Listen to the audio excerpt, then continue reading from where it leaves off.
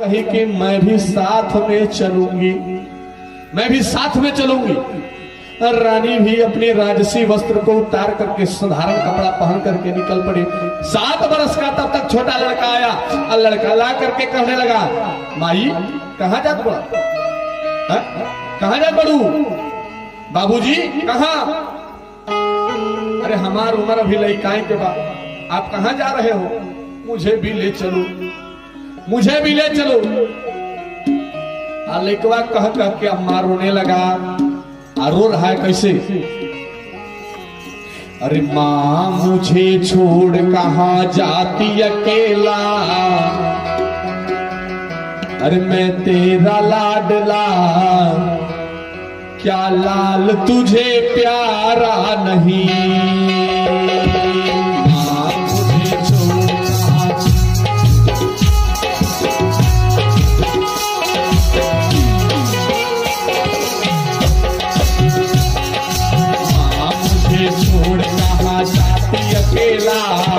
जाती अकेला, क्या लाल तुझे प्यारा नहीं?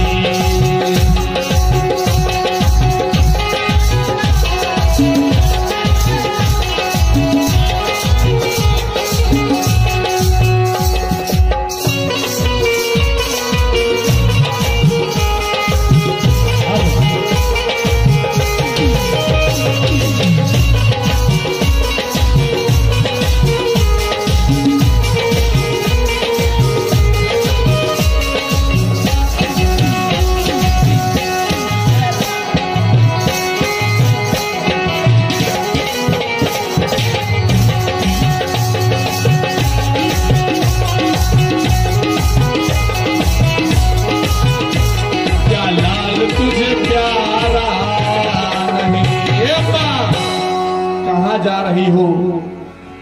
अम्मा कही कि कहाँ जाऊं बेटा, कमाने जा रही हूँ।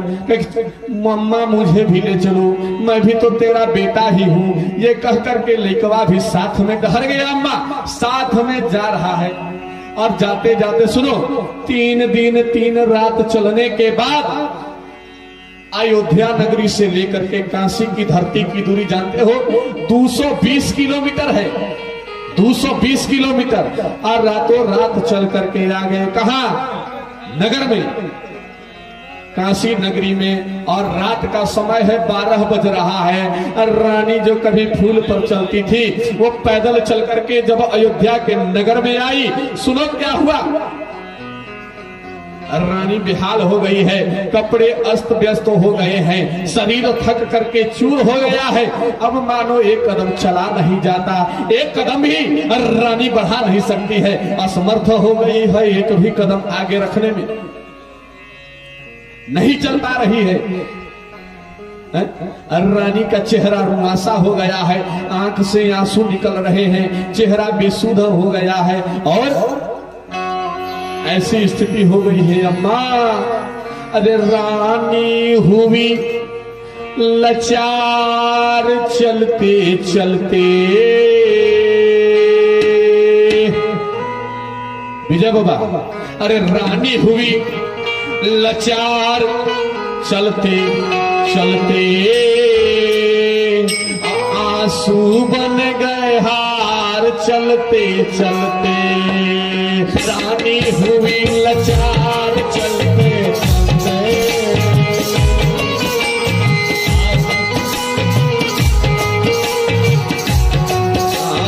रानी हुई लाचार चलते चलते, आंसू बन गए।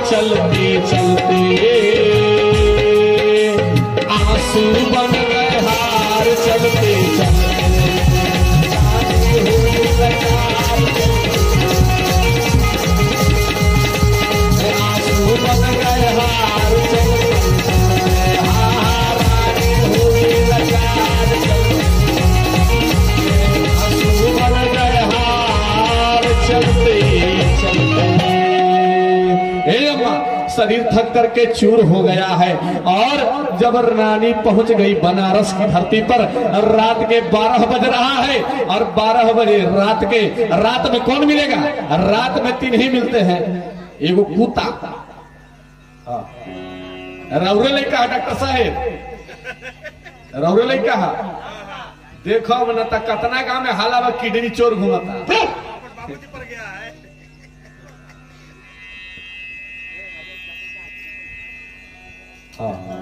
देख ली चप्पल, वो देख ली, छूट जाए भुला जाए, ले जी है लेकर। हेलो प्रेम से बोलिए राजा रामचंद्र की।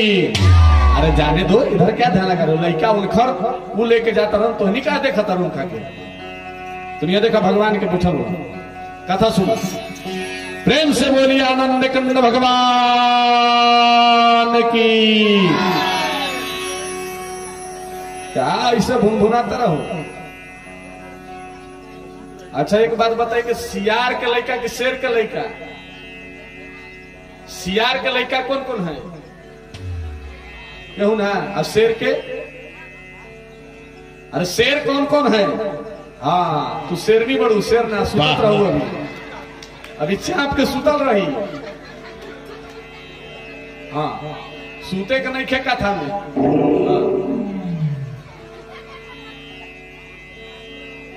कितने लोग शेर बैठे हैं यहाँ पर, जरा हाथ खड़ा कीजिए देखे। मैंने भर गांव के बिलार जुटल बनी कहा महाराज। अरे दोनों हाथ उठा के प्रेम से जोर से जितना ताकत हो के सब झोंक दीजिएगा। प्रेम से बोलिए राजा रामचंद्र की,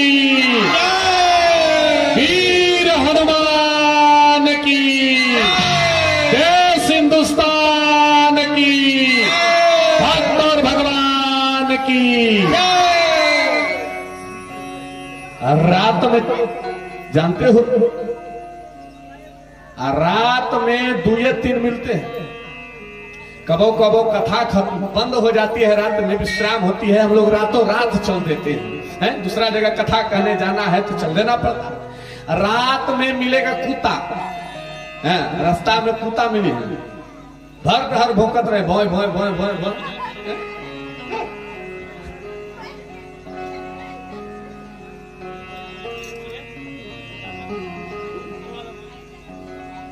हर दहर कुत्ता मिलेगा, जहां तहां सुतल है, जहां रहते हैं वहां 3-4 गो,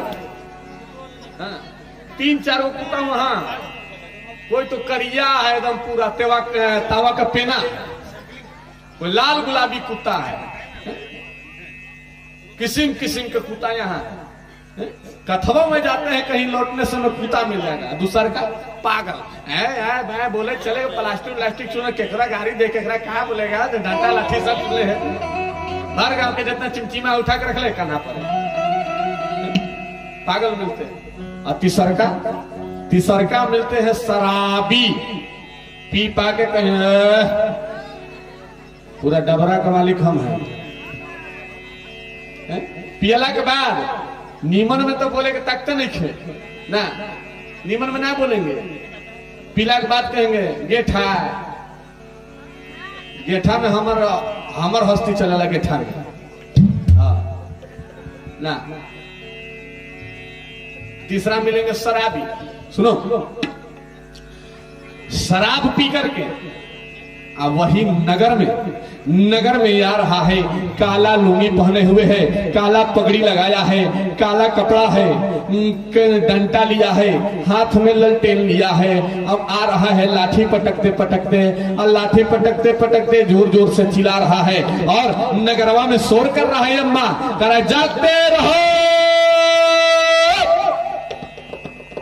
नगर में शोर कर रहा है, जागते रहो, कहीं गांव में चोरी ना हो जाए, कहीं शोर ना हो जाए। लाठी पटक रहा है, थोड़ा में ललटेन लिया है, डंटा लिया है और चिल्ला रहा है जागते रहो।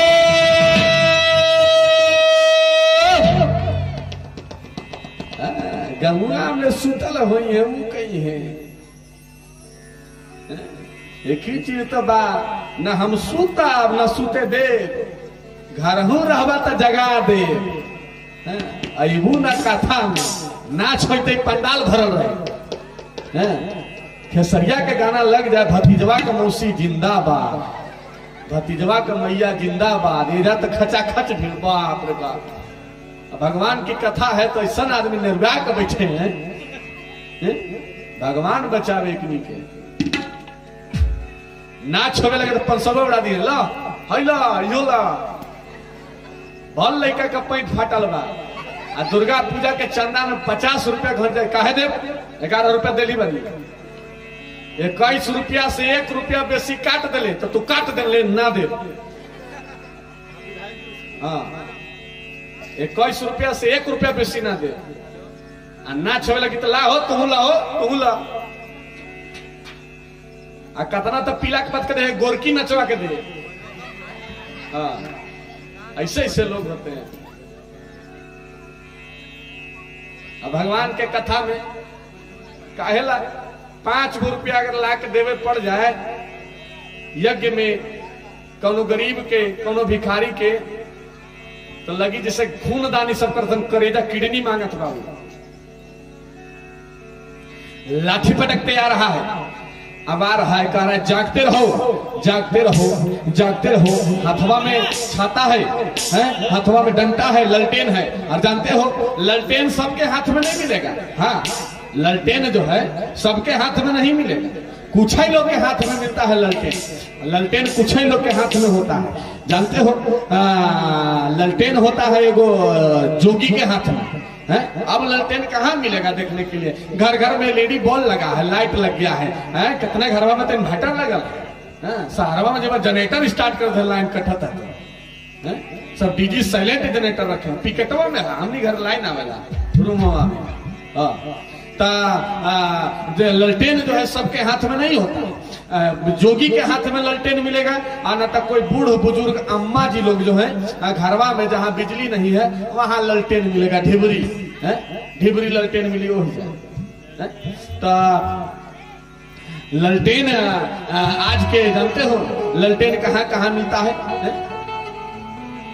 हमारे गुरु जी गाते थे, आज के जब 30-40 वर्ष पहले बूढ़ा दादा लोग से पूछेगा तो बताएंगे। गुरु जी बताते थे हमको 40-45 साल पहले जब कोई कलकत्ता से लौटता था जूट फैक्ट्री से, जहाँ सूतरी के बोरा बनेला वजह से जब लौटता था आदमी ओकरा देखिए के स्टेशन पर के आदमी जान जाता था कि आदमी जो है कलकत्ता से लौटे।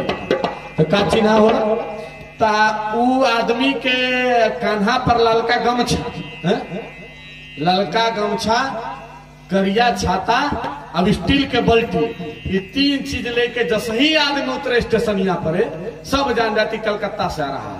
वह घड़ी गाना चल रहे वो कैसे, अरे कारे कारे छाता वाली के लगा लगा तावा में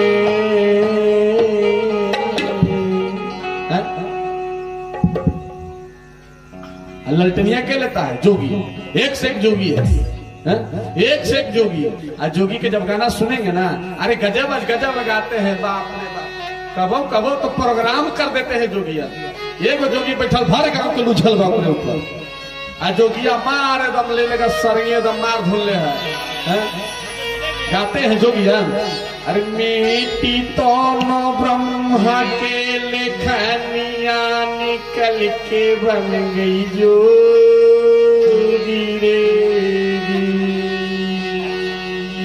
जोगिया ने गाते हैं मेटी तो न ब्रह्मा के लेखनिया निकल के बन गई जोगी रे।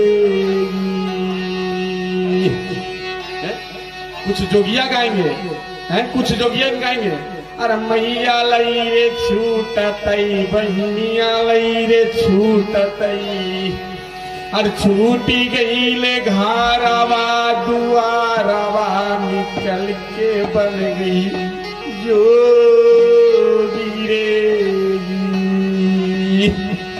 जोगिया ने गाते हम हो कुर्ता धोती पहने, हमरो मैया सोचली है कि लड़कवा जोगी बने। हम कि ना हम जोगी ना बना, हम कथा कहब जोगी ना बना। घर के इकलौता है, बियाह के नहीं हो तो 1 महीना बाद में हेरारू के कोई कह दे कि तर मर्दावा जोगी बन जाए। और रोजो हमार खाना बन कुर्ता धोती टांगवा खूटी पर बार कटावा दाढ़ी कटावा जींस पहन के चला तो खाना मिली। ऐसा तो कांड हो गए रहे हमरो घर।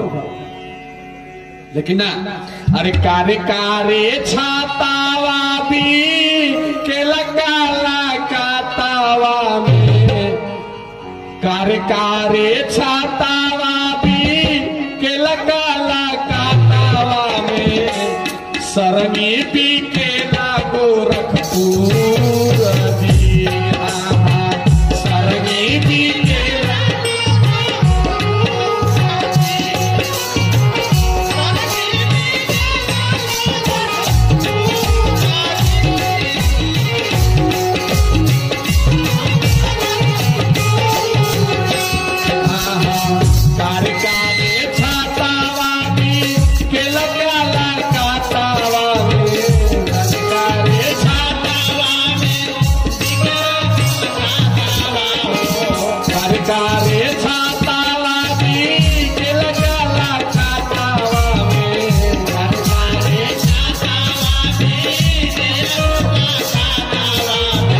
सरगी पी के लागो रखपूर, सरगी पी के लागो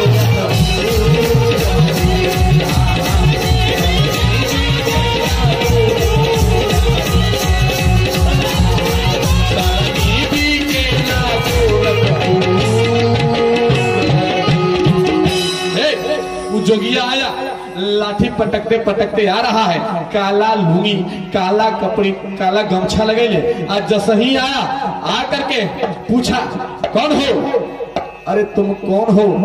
राजा ने बताया मेरा नाम हरिश्चंद्र है, समय का मारा मारा फिर रहा हूँ, मुझे कमाना है और कमा करके 7 भर सोना देना है मुझे। आज मैं समय के मारे मारे के कारण फिर रहा हूँ भैया, और मुझे कोई कुछ नहीं रहा है, और मैं चाह रहा हूँ मैं बिक जाऊं, मैं काम करूं और काम करके और राजा को काम करके और जो साधु बाबा को देना था वो पैसा दे दूं, वो रुपया दे दूं, और रुपया दे करके और मैं मुक्त हो जाऊं, नहीं तो मुझे दोष लगेगा। ये सोच रहा है, ये बता दिया सारा डिटेल। उसके बाद राजा ने पूछा, अच्छा एक बात बताओ भैया, तुम कौन हो? और शराब के नशा में वो डोलता, शराब के नशा में डोलत बाबू, और शराब के नशा में डोलते डोलते कह रहा है मेरे को नहीं पहचानता, तो मेरे को नहीं पहचानता, मैं राजा, बता रहा मैं राजा। अब इतना न शराब पिया है, नशा करने वाले भी अजीब होते हैं, अजीब होते हैं। एक बार ठंडा के दिन में एक आदमी ने खूब जम के गांजा पी लिया, जम के गांजा पी लिया, और जब गांजा पी लिया जम के, तब बढ़िका नयका उजरका कंबल ओढ़ करके सुत गया, निहाली तोषक रजाई ओढ़ के सुत गया। चिलमिया जो था वो मथवा के पीछे भिरका में उठा दिया। ऐसा न हवा बहल की चिलम से चिंगारी निकल गई, और जाके धोई लेलस कहा चरका कमल में, चरका तोषक रजाई में धर लिया। जब जेर कमल में धोइलस महाराज, कुल गोड़ हाथ जब करकराए लागल, गोड़ हाथ जोरे लागल, तब नींद फाटल। तो पहले क्या कि एक दिन बबुआ गांजा पी के चिलम दिए उठनारिया,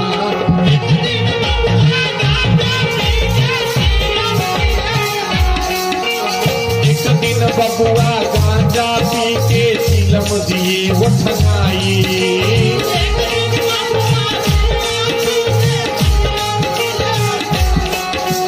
चिलम से चिंगारी निकलल, चिलम से चिंगारी निकलल जाई, धुन रजाई, गाड़ी निकलल अरे जाई धैले रजाई। ए दादा गौर से कि न सवार ना करी है भैया ना सदर के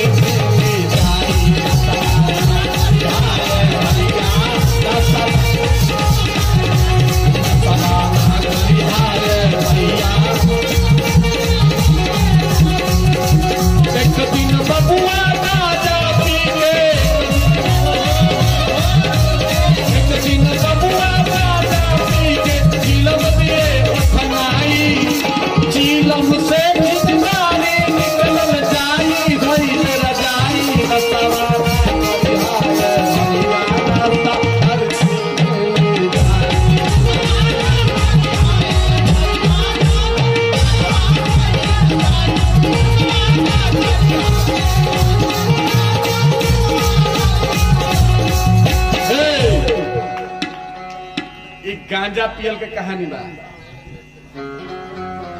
ओकर बाद एक बार के कथा बा।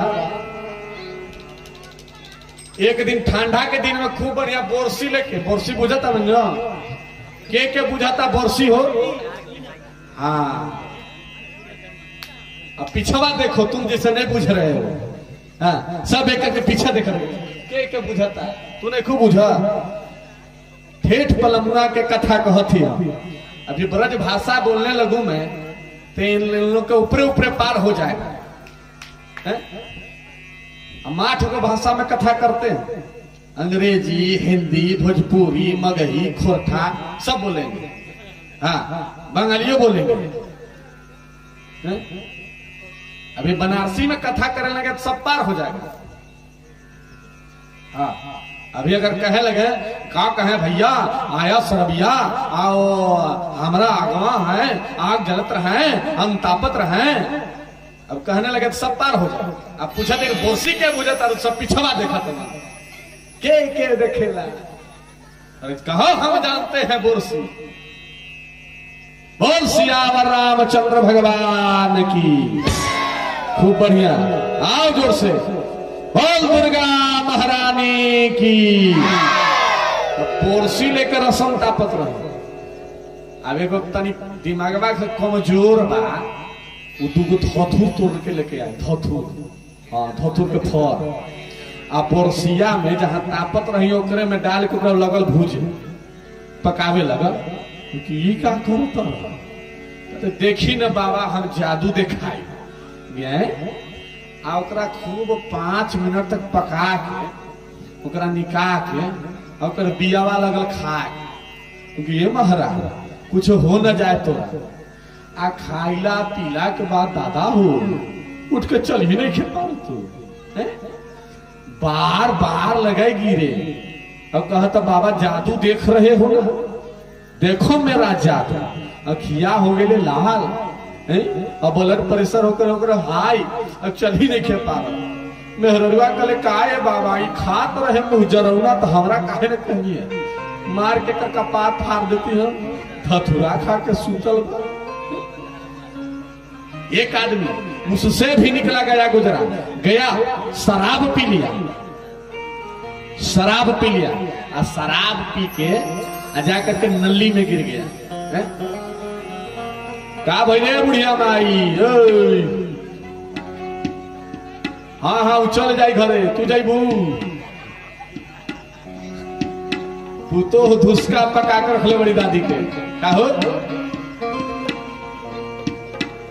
बैठ के सुना जा। हाँ हाँ ठीक बा, जायदा प्रेम से बोले वीर हनुमान की। दारू पी के आ गिर के नली में। आ नली 2-3 किस्म के होता है। एगो नली में खाली पानी बहेला, एगो में कादो कीचा पानी दोनों, एगो नली में खाली पड़ौरी। पूरा गांव के बांस मारे वाला, हाँ पूरा बांस मारे वाला पड़ौरी में जाके गिर गई है। पूरा एकदम लेटा गए भैंस लेखा।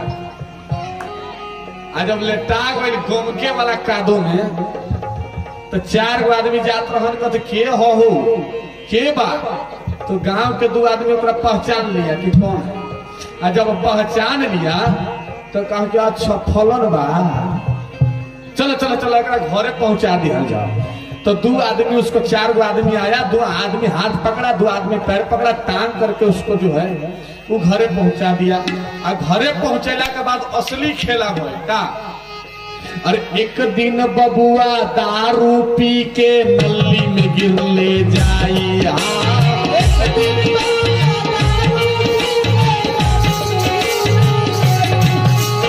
एक दिन बबुआ दारू पी के नली में गिर ले जाई।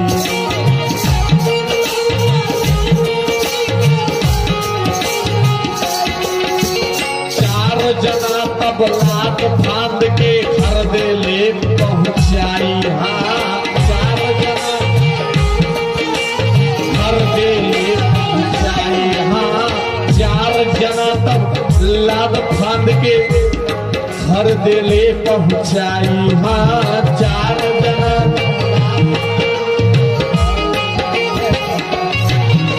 नशा के धुन में सुझबो न कैले।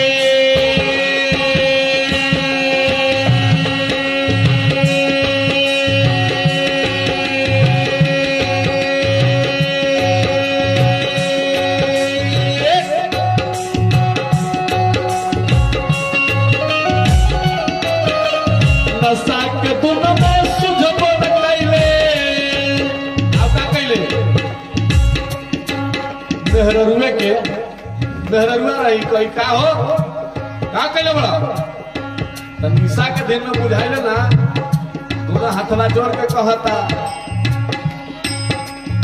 कुछो नहीं पीले माई। मेहरुआ के कहता कुछो नहीं पीले माई। मेहरुआ के माई बना दिलस निशा के धुन में। निशा के धुन में सुझबल कैले, निशा के धुन में सुझबल कैले। मेहरी के कहले माई, मेहरी के कहले माई। नसवा भैया नसर के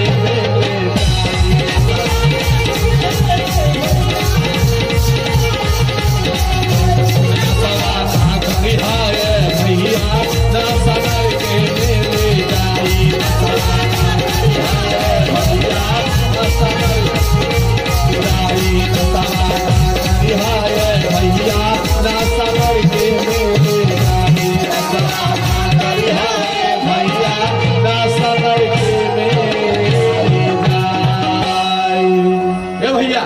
नशा मत करना, किसी को नहीं करना चाहिए। नशा करोगे नरक में जाओगे, कभी नहीं नशा करना चाहिए। और जब करिया धोती लुंगी पटकने वाला आदमी से राजा ने पूछा, है राजा, ए महाराज आप कौन हो, आप कौन हो? तो वो जात के डोम था। बनारस में, काशी में शमशान घाट पर मुर्दा जलाना, लाश जलाना उसका काम था। जब राजा ने पूछा तुम कौन हो, तो वो बता रहा है कैसे कि कलुआ मेरा नाम, अरे कलुआ मेरा नाम, कलुआ मेरा नाम। ये दादा, अरे कलुआ मेरा नाम, कलुआ मेरा नाम, कलुआ मेरा नाम।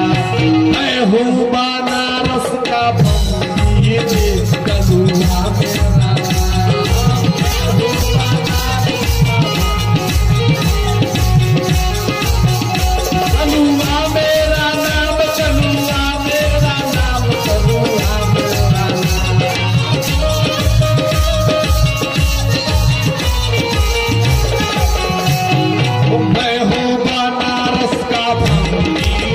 कलुआ मेरा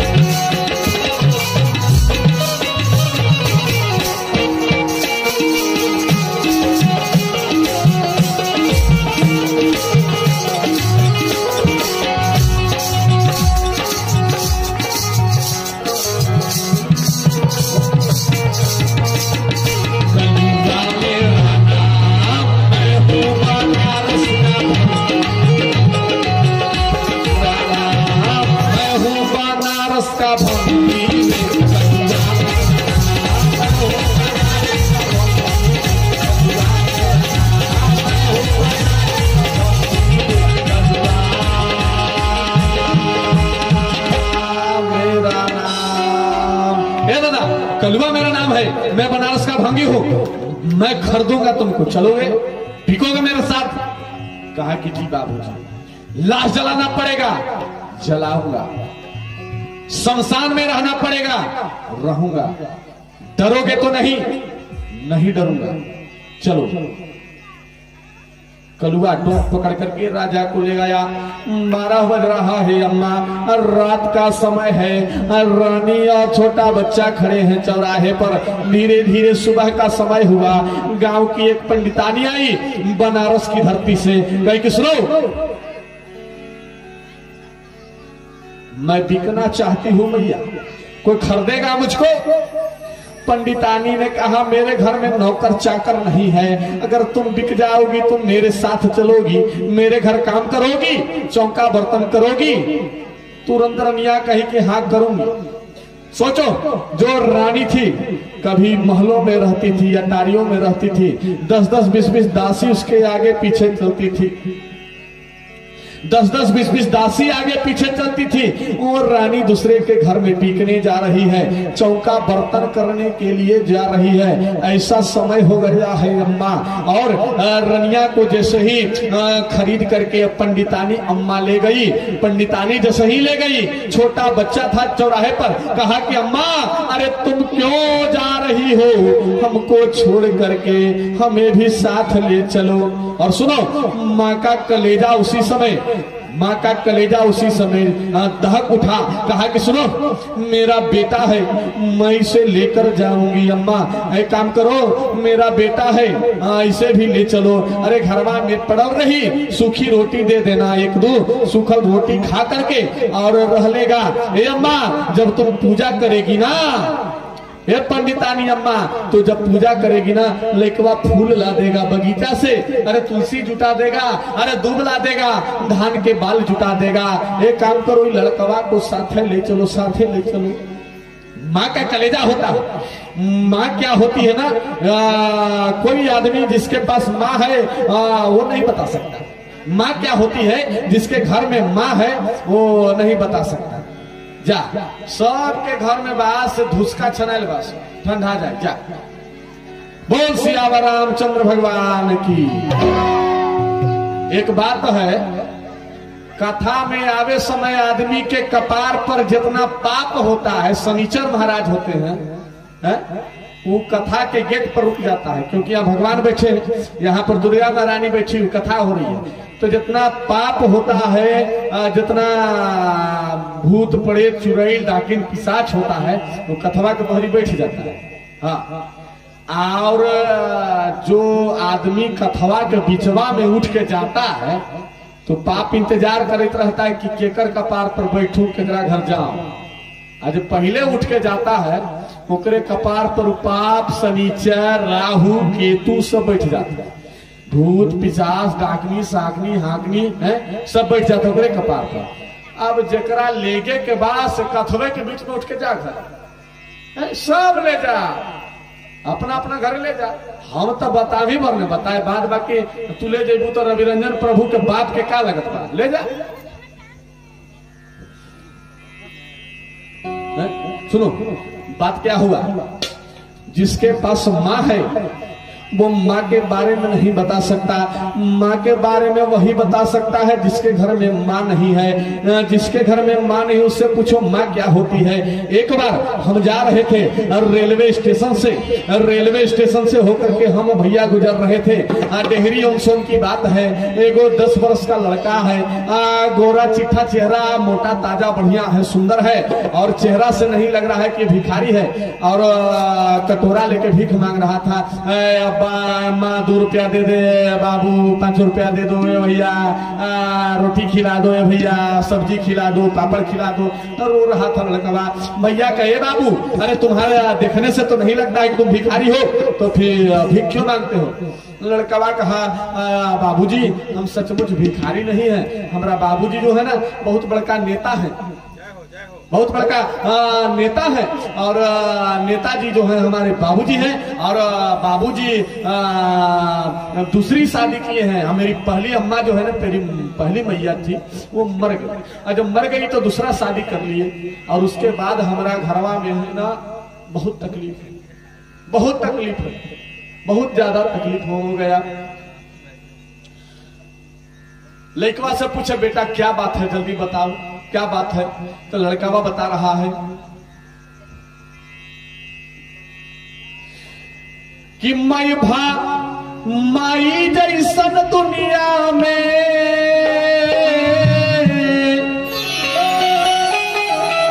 लड़कवा रो रहा है, रो रो के कह रहा है कि मैं माई जैसन दुनिया में अरे दादा कसाई नहीं खे, कसाई नहीं खे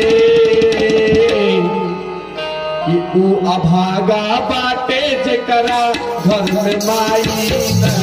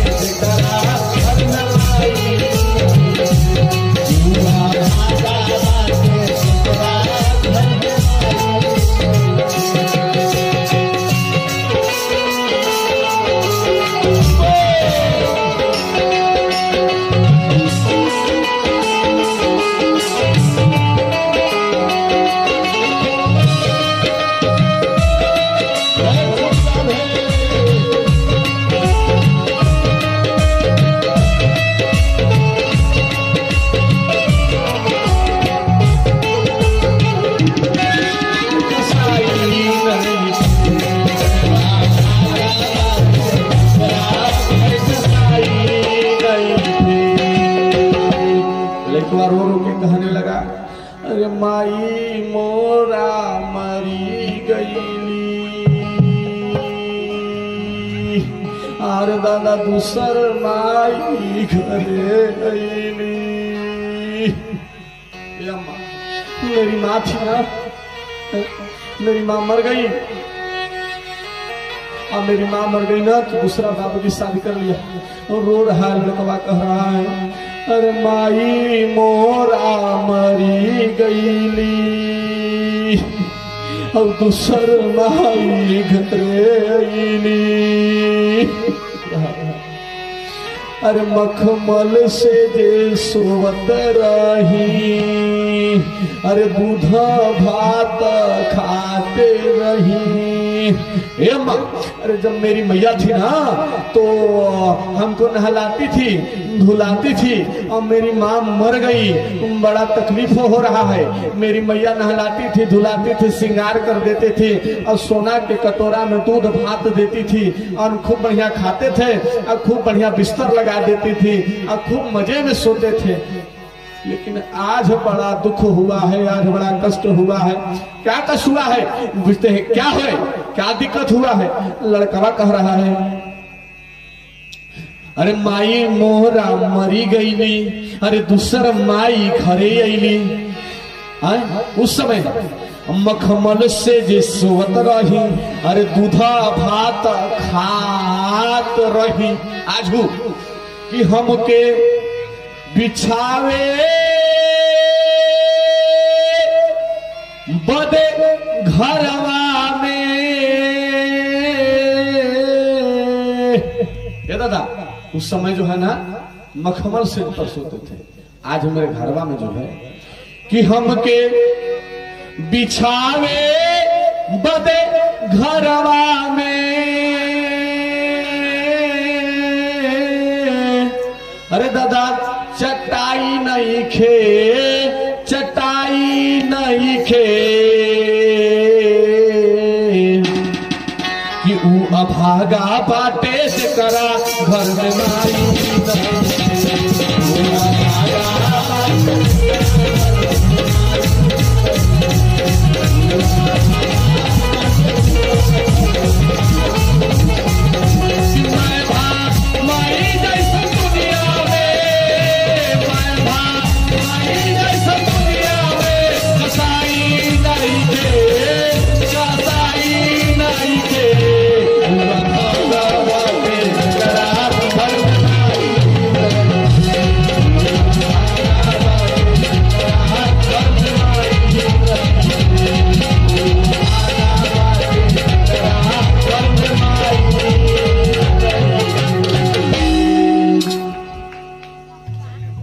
जस ही रनिया कही अम्मा ये हमर लड़काओं के ले चलो साथ है।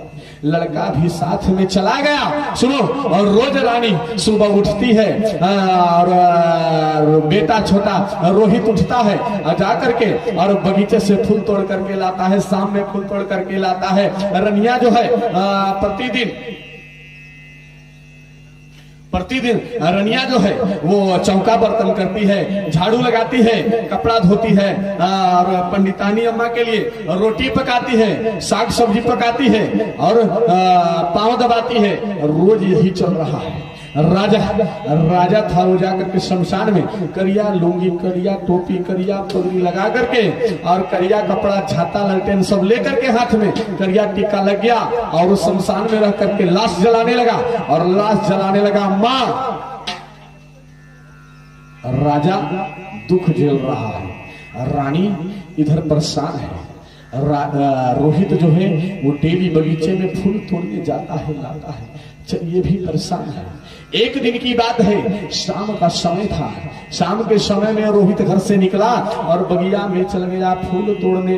जब बगिया में फूल तोड़ने गया, अम्मा घना घोर बारिश, आंधी तूफान आया।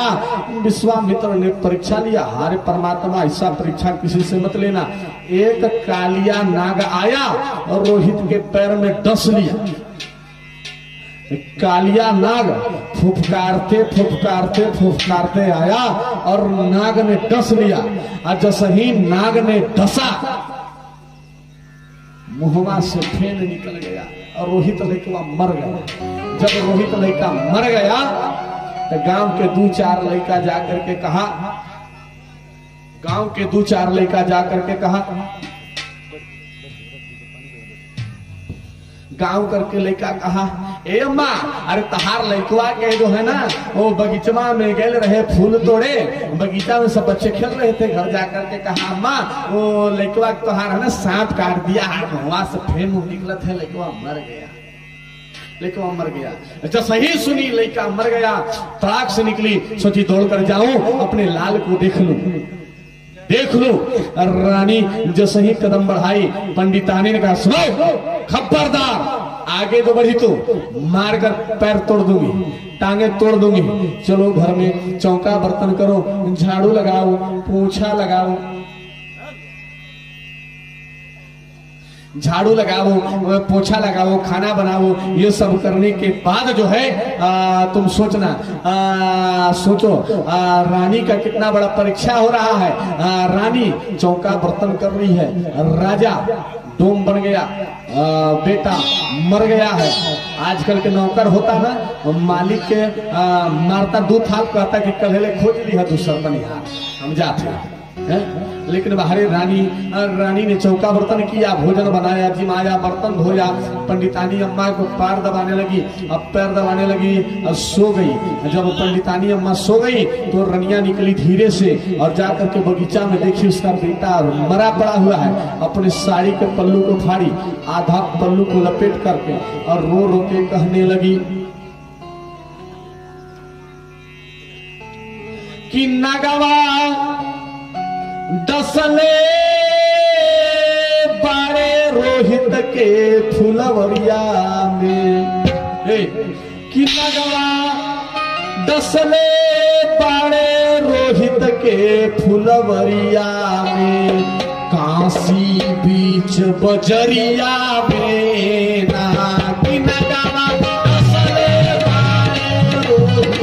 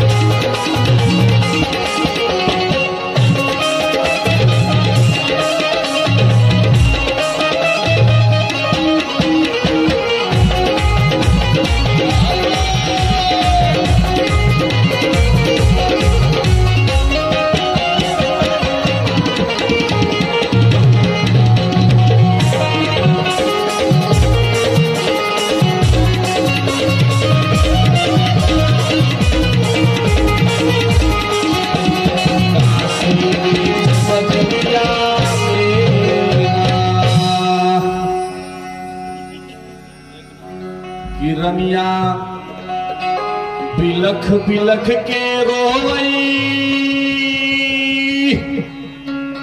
बेटा मर गया। बेटा जब मर गया रानी रो रही है। रनिया बिलख बिलख के रो रही है। किसे?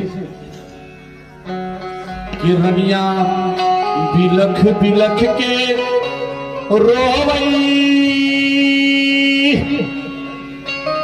कि रोई रोई आंसुए से मुंह धोवई। रानी रो रही है। इतना हर हर हर आंसू चल रहा है। इतना हर हर हर आंसू चल रहा है कि आंसू पोंछ नहीं रही है। आंसू से चेहरा धोआ गया। अरे रनिया बिलख बिलख के रोई रोई रोई आंसुए से मुंह धोवई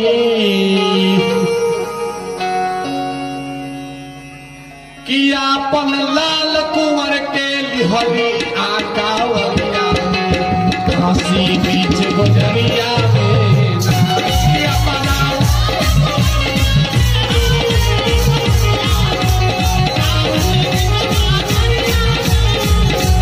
अपना लाल कुंवर के लिहरी आकावरिया हंसी बीच गुजरिया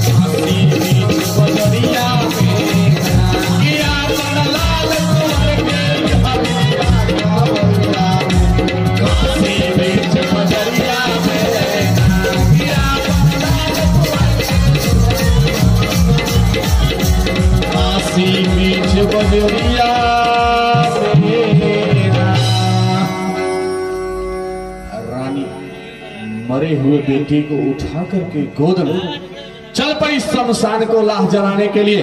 गौर करना अम्मा, भैया भैया टन टून फल फूल सर फूल सब तैयार रखिए। रानी अपने बेटे को उठा करके चल पड़ी शमशान में। शमशान का दृश्य देखो। कुत्ता कुत्ता है क्या होगा शमशान में? कुत्ता भौंक रहा है।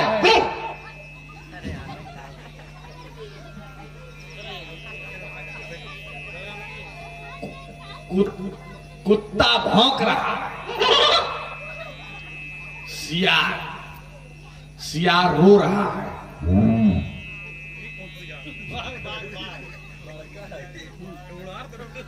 उल्लू बोल रहा है। हवा साए साए साए सब बह रहा है।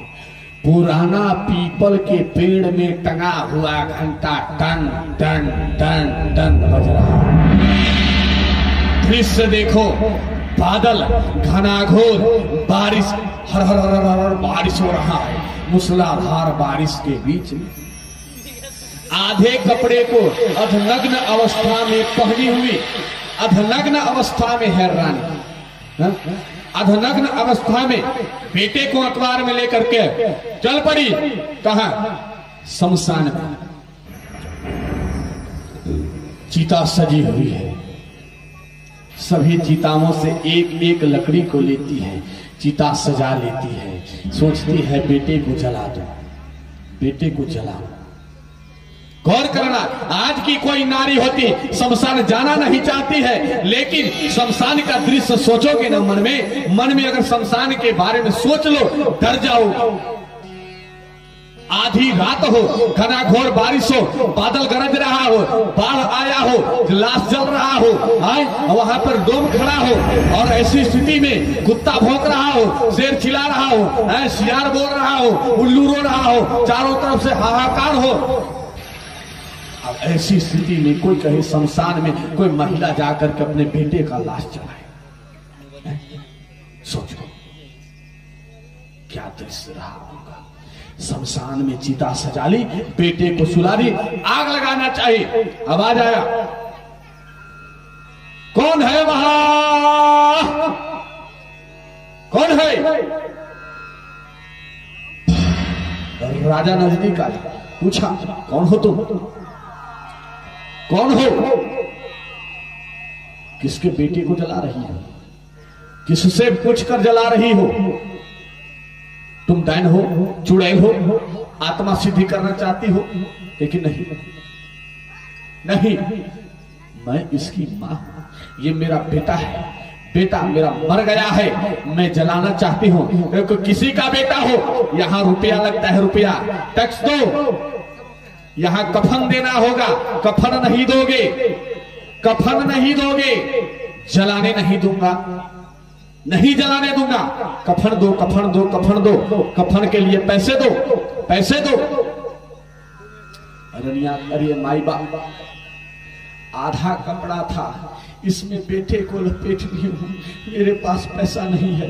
अरे आधे कपड़े को मैंने तन पर लपेटा है, अब इसे भी दे दूं तो मैं नग्न अवस्था में कहां जाऊंगी। ये बाबूजी जलाने दो, जलाने दो। क्योंकि परिचय बताओ, कौन हो तुम, कौन हो, कौन हो? रनिया रो रही है। और सुनो, ये धरती का नियम है, ये शास्त्र का नियम है, जब कोई नहीं जानता है, कोई मेहरारू, कोई लेडीज, कोई स्त्री, कोई नारी किसी पुरुष को नहीं जानती है ना, तो उसको भैया बोलती है, बाबूजी बोलती है, चाचा बोलती है, दादा बोलती है।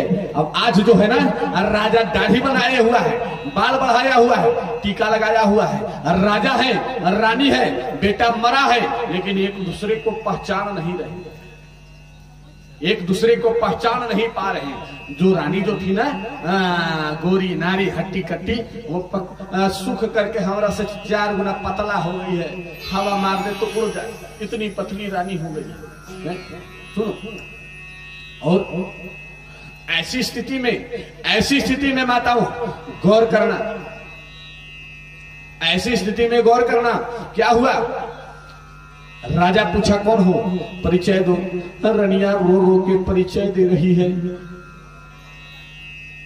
रनिया कह रही मैं चोर नहीं हूं, लेकिन रनिया रो रो के परिचय दे रही है।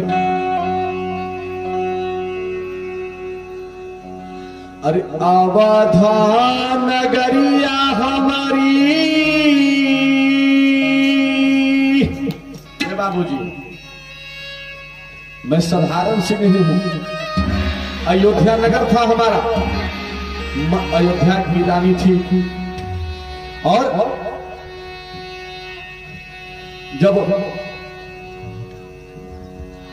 धर्म की परीक्षा होने लगा ना, तो मेरे राजा अपने नगर को छोड़ करके चल दिए, बिक गए, और कहने लगी कि अवधा नगरिया हमारी, अरे दादा रहली राजा धनिया हो। रनिया रो रही है, कह रही है अरे बीती गई ले सता के का, अरे राना माए बाबूजी। सोचो, बेटा मर गया है, पति नहीं पहचान रहा, कफन के लिए 4 आना भी थैली में नहीं है, आधा नंगे साड़ी पहनी है, बाल बिखरा हुआ है, मांग का सिंदूर धड़क के नाक पर आ गया है, सूखा हुआ चेहरा है, अब आंख से आंसू निकल रहे हैं। रानी बेहोशी अवस्था में चली जा रही है, रो रो के कह रही है अरे अवधा नगरिया हमारी, अरे रहल राजा धनिया हो और बिक गईले सता के कारनामाए बाबूजी। बाबूजी सत के कारण ही हमारा अवधनगर बिक गया। राजा पूछा और कुछ बताओ, और कुछ बताओ। रनिया कहती है कि राजा मोरे बिकाई गईले अरे डोमावा के हथवा में। अरे बता हम बिकनी पंडिता भवन माए भाई जी। राजा दो के हाथ में बिक गए, मैं पंडितानी के हाथ में बिक गई। अरे कि यार कोई परिचय दो। राजा धीरे धीरे पहचान चला है। कहा अनन्या कह कर रो रही है। अरे रोहिता ललनामा के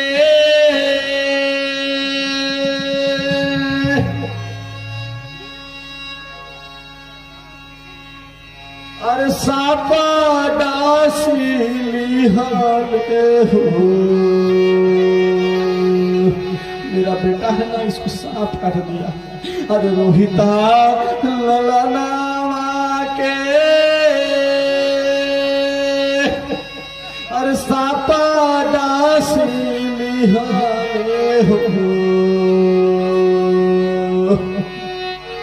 अरे पैसा नहीं खे कैसे दी हर का खाना आए बाबूजी।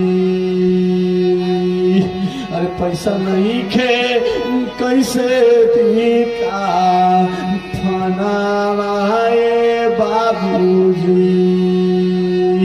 राजा ने कहा सुनो, कुछ भी हो बिना पैसा दिए लाश नहीं जलेगा। रानी लाश को उठाई है और सोची अब क्या हो। दरवाजे दरवाजे जाके भीख मांगने लगी। ए अम्मा, कहने की जरूरत नहीं है, यहाँ पर युवा भाई लोग बैठे हैं, कहने की जरूरत नहीं है, लोग सब समझते हैं। आज देखना है इस कथा में कितने लोग इस कथा में कफन के लिए 4 आना, 1 रुपया, 2 रुपया, 5 रुपया भगवान की कथा में समर्पित करते हैं।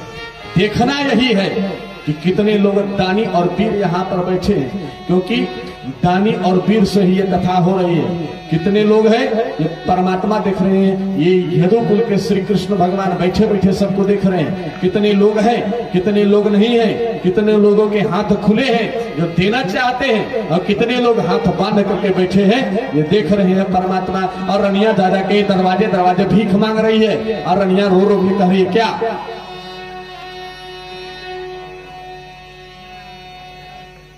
अरे मोर भगिया के जगाई दा, ये भोले बाबा मोर भगिया के जगाई दा।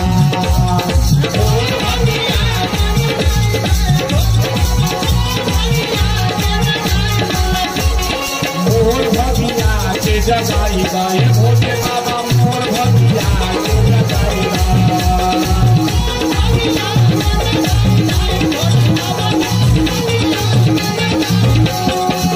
रोहिता लाला नामा के सापा डासी हले। रोहिता लाला नामा के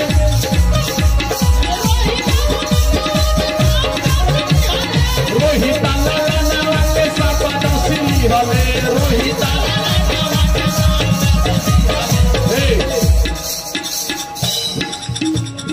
कफन खातिर पैसा दिलाईला, कफन खातिर पैसा दिलाईला। ये भोले बाबा मोर भगिया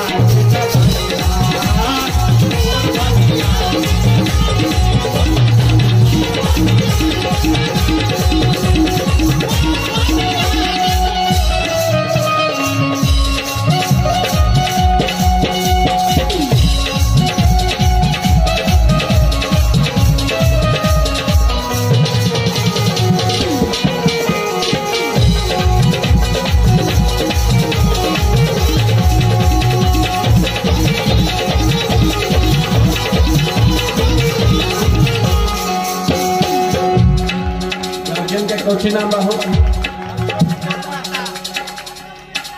अशोक मेहता। अशोक मेहता। वाह वाह रे दानी वीर, ऐसे ऐसे दानी वीर की आवश्यकता बा। बहुत बहुत ई कथा में कफन खातिर बहुत बहुत आयल बा। श्री नंदू यादव जी दुर्गा पूजा कमेटी के सचिव इस कथा में 100 रुपया के दान किए हैं। भगवान इनके अंधन को भरे रखे। साथ ही साथ श्री प्रेम यादव जी की तरफ से भी भगवान की कथा में 50 रुपए की भेंट आई है। भगवान इनके भी अंधन को भरे रखे। भगवान ऐसा ऐसा आदमी के कबू खजाना रुपया पैसा के कमी ना होवे देवे। जितने भी लोग दानवीर हैं धीरे धीरे बढ़े। हम ये तो डेली देखते हैं कि गंगा कितना कंजूस है? नहीं कंजूस कैसे माना है? ये तो कफन के पैसा मांग रहे हैं। कोई लावे भाई चंद्रे हमारा उड़ा देवे बाबा आजे पार। जो कफन का पैसा नहीं निकाले वो कथा में दान कर देवे।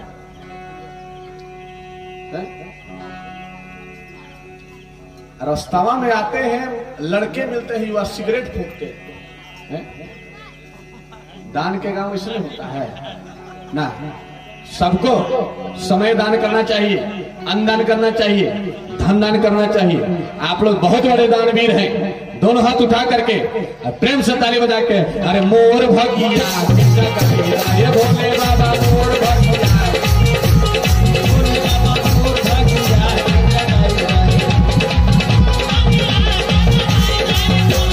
रोहिता लाला नावा के साथ दसली होले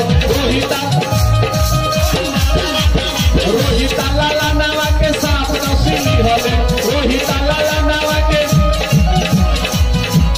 कफन खातिर पैसा दिलाईता मोर भगिया ये भोले बाबा मोर भगिया।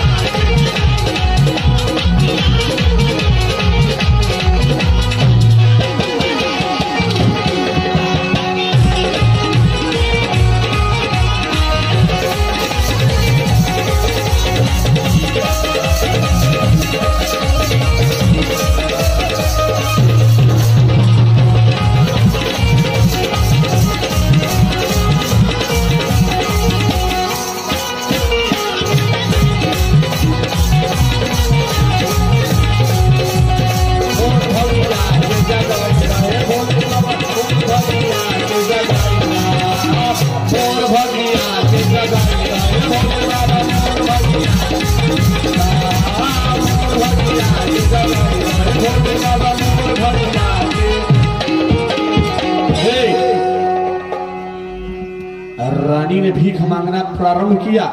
हर परमात्मा ऐसी परीक्षा किसी से मत लेना। अब परमात्मा की देन से सुनो परीक्षा इतनी हो गई। ये रानी ने अपनी साड़ी जो पहनी थी उसे भी फाड़ने के लिए जैसे ही पकड़ी तुरंत काली कमली वाले चंद्रशेखर भगवान शंकर भूतनाथ पतित पावन नाथों के नाथ बाबा विश्वनाथ और सुनोगे गोपाल नंद नंदन जो कृष्ण भगवान है कन्हैया लड्डू गोपाल जी का सिंहासन हिल उठा और तुरंत राधा रमण भगवान बांके बिहारी लाल मुरलीधर किशन कन्हैया माखन चोर तुरंत ग्वाल बालों के संग जितने देवता थे सभी के साथ तुरंत एक अच्छा सा विमान लेकर के प्रकट हो गए। राजन बहुत परीक्षा हुई तुम्हारी, अब परीक्षा नहीं होगी। जाओ तुम्हारी परीक्षा पूर्ण हुई। अब तुम्हें जीवन में कोई परीक्षा देने की आवश्यकता नहीं है। आज से तुम्हारे नाम से पहले सत्यवादी जुड़ेगा और तुम्हारा नाम होगा सत्यवादी राजा हरिश्चंद्र। प्रेम से बोलिए सत्यवादी राजा हरिश्चंद्र की। खूब जोर से बोलिए सत्यवादी राजा हरिश्चंद्र की। राजा हरिश्चंद्र हो गए। शंकर भगवान आगे की कथा जो सुना रहे हैं वो कथवा हम हो आगे सुनाएंगे। एक ही दिन में सब थोड़े सुनाएंगे। जो बाबा सुना रहे थे कथा इतना सुनाए, आगे की कथा आगे सुनाएंगे।